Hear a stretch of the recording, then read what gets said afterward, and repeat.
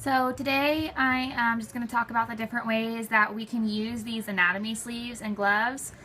So as you can see, I have the gloves that we completed in our first semester, and I went back and labeled the different muscles of the hand and fingers because I hadn't done that before, and I thought it would be really helpful to have them labeled just in case down the road I can't remember which one. So that is something I did. And I also completed the visual of the muscles of the forearm and wrist on the anatomy sleeves. So as you can see, I tried to match them with the glove. So originally this glove was the superficial layer, so I wanted the left sleeve to also reflect the superficial layer of the forearm.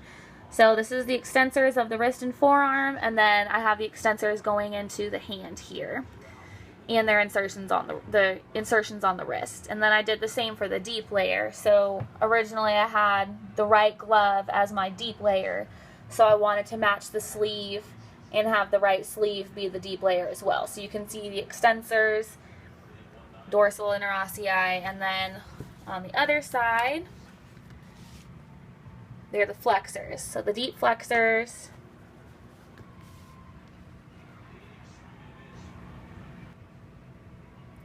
and then the superficial flexors are on the left side.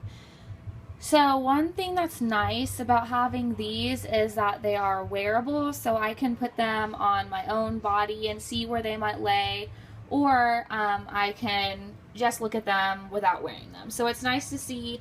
You can see that all of them have their origins and their insertions indicated, on here. You can see where the tendon goes in. And then for the finger flexors or extensors, you can see here that I have extended the line past where the diagram ends, and then on the glove it continues. So they show their insertion on the glove if they're the finger flexors or extensors. So something I can do with these in the future is use them to study for the board exam. I can use them during field work 2 or any of my field work 1s in the future to help me, remember which muscle goes where.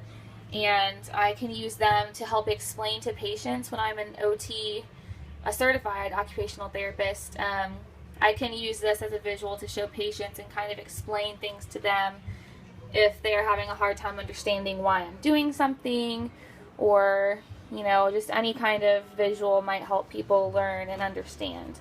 So I think these gloves are really helpful. It's nice to have them split up into layers, like the superficial and the deep layers.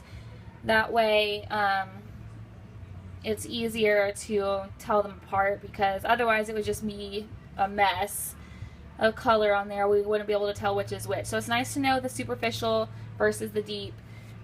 Even when I'm an occupational therapist, I can use this as a reference to see what kind of heat or ice modalities I might use, whether they need to be superficial or deep to match the muscle, where I might place electrodes if I was going to do stimulation.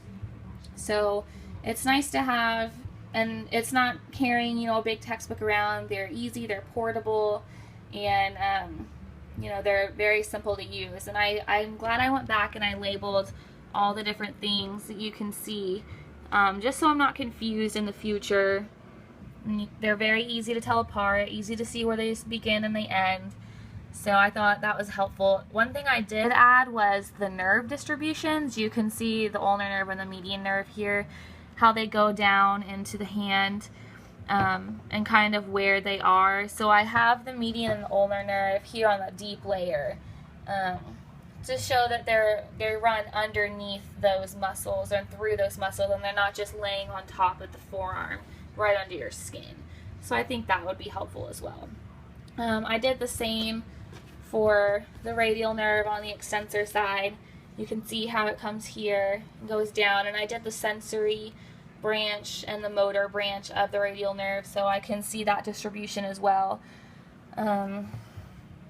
But these gloves are going to be helpful in the future. I'm glad that I have my gloves in a place that's easily accessible, and I'll add these sleeves to the collection as well.